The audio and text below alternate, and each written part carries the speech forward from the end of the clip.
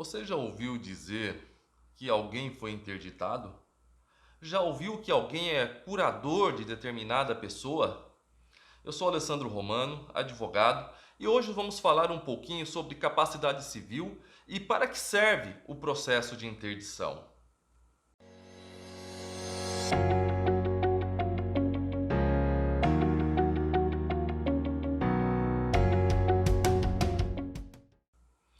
Em um primeiro momento, pode parecer um assunto distante, mas acreditem, é mais comum do que parece. E o termo capacidade civil é algo que nos acompanha desde o nascimento até a nossa morte, quando as cortinas se fecham no ato final do teatro da vida. Algumas pessoas nascem com algum tipo de deficiência, outras as adquirem ao longo da vida e ficam impossibilitadas de exercer validamente sua vontade, ou ainda ficam incapacitadas de praticar os atos da vida civil e gerir os seus bens. É neste momento que surge a necessidade de ser representado por outra pessoa, no caso, um curador, que só pode ser nomeado por meio de uma ação judicial, respeitados todos os direitos e garantias da pessoa a ser interditada. Quando eu digo capacidade de praticar os atos da vida civil, me refiro aos atos normais do nosso dia a dia, até os mais corriqueiros, como por exemplo, movimentar uma conta bancária, receber um benefício, alugar um imóvel, fazer negócios como a venda e compra de bens, tais como veículos, imóveis ou qualquer outro ato que dependa da sua vontade livre e consciente. A lei traz alguns casos em que o sujeito pode sofrer um processo de interdição, tais como aquelas pessoas que façam uso imoderado de bebidas alcoólicas.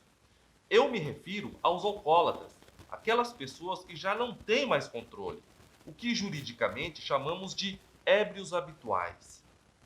Outros casos previstos em lei dizem respeito aos viciados em tóxico, a pessoa cometida por qualquer enfermidade ou qualquer outra causa, transitória ou permanente, que impossibilite a pessoa a exprimir validamente sua vontade.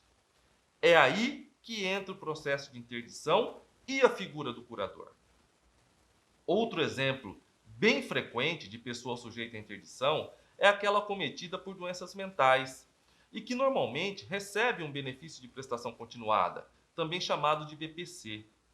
Essas pessoas não têm condições de expressar validamente sua vontade, nem condições de praticar qualquer ato da vida civil, tais como fazer saques, pagar contas, comprar seus remédios e outros bens de consumo, e por isso estão sujeitos à curatela, que, como já dito, se faz por meio de um processo de interdição.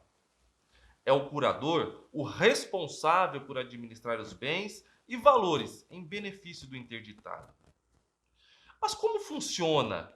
Como se dá todo esse processo de interdição?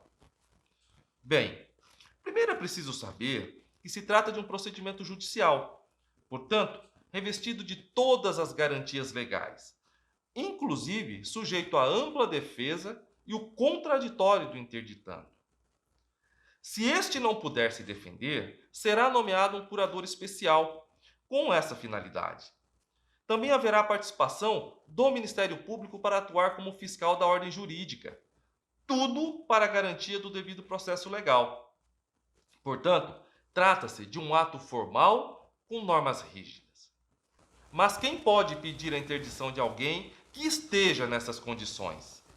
Estão legitimados para propor a ação o cônjuge, o companheiro, parentes, tutores ou representantes de entidade onde se encontra abrigado o interditando, como, por exemplo, asilos, casas de repousos e outras entidades. Embora mais difícil de acontecer, também está legitimado o Ministério Público, sendo que aquele que pretende propor ação deverá comprovar sua legitimidade por meio de documentos que acompanham o pedido de interdição. Portanto, não é qualquer pessoa que pode requerer a interdição de alguém, como por exemplo um vizinho que queira requerer a interdição do outro por ser alcoólatra ou viciado em tóxico. Não funciona assim. Como eu disse, trata-se de um processo formal, com normas rígidas, pois estamos falando da vida de outra pessoa.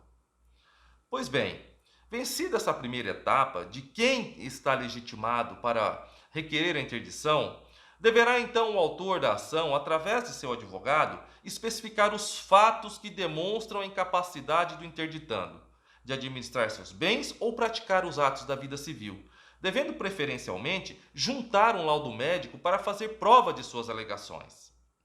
Feito isso, o juiz determinará a citação do interditando, para que em dia designado compareça diante deste para que seja minuciosamente entrevistado acerca de sua vida, negócios, bens, suas vontades, laços familiares e o que mais achar necessário. Perguntas como: em que ano estamos? Que dia é hoje? Quem é o presidente do Brasil? Perguntas simples. São questionamentos que ajudam o juiz a ter uma percepção do grau de capacidade e entendimento do interditando. Outra prática bastante comum para aferir a capacidade ou sanidade mental do interditado é mostrar uma cédula, uma nota de qualquer valor, e perguntar se o interditando sabe o que é aquilo ou quanto vale. Pessoas lúcidas, capazes, normalmente sabem o valor do dinheiro.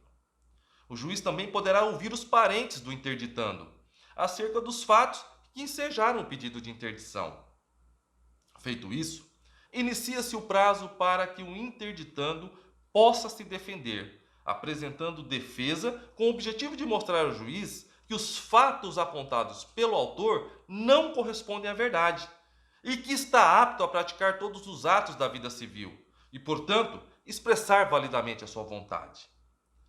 Por fim, o juiz determinará a realização da prova técnica, popularmente chamada de perícia, para, através de um perito judicial, avaliar a capacidade do interditando para praticar os atos da vida civil ou expressar validamente a sua vontade.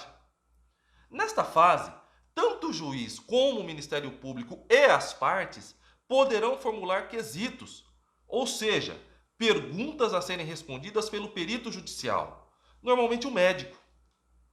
Uma vez apresentado o laudo pelo perito e produzidas as demais provas, requeridos e ouvidos os interessados, o juiz proferirá a sua sentença, ato final do processo, reconhecendo o pedido do autor e determinando a interdição com a consequente nomeação de um curador, ou rejeitando o pedido e assim negando a interdição, uma vez que a pessoa mostrou-se plenamente capaz de gerir seus bens e exercer validamente a sua vontade. Para não nos estendermos demais, sobre a figura e as atribuições, responsabilidades do curador, falaremos em um outro vídeo. É isso aí, eu espero que tenha esclarecido suas dúvidas e curiosidades a respeito do Instituto da Interdição, assim como espero que este vídeo possa lhe ajudar de alguma forma. Peço então que deixe seu like, compartilhe e nos siga no canal, pois a sua contribuição faz toda a diferença para que possamos continuar democratizando o conhecimento e, desta forma, ajudar mais e mais pessoas. O meu muito obrigado a você, tchau, tchau e até o próximo vídeo.